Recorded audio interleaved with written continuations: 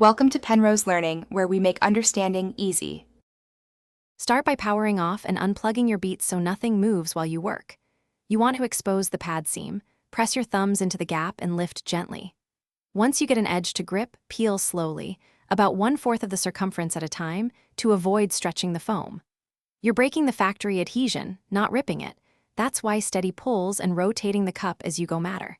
If it resists, stop and find a better starting edge before forcing more. With the old pad off, inspect the cup rim for any leftover adhesive or debris and clean it. This ensures the new pad seats properly.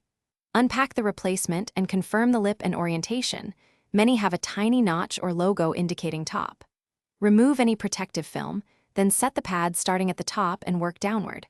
Press firmly with a thumb roll motion around the entire rim so the lip tucks into the channel.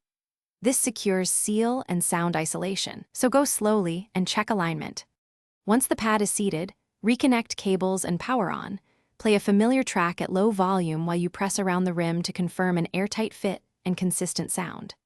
If audio seems muffled or one side is quiet, reseat that side and inspect for trapped foam or debris. Small bits will block acoustics.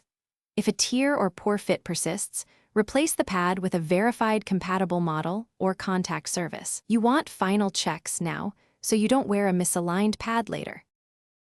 Thanks for watching. If this was helpful, leave a like and consider subscribing. See you next time.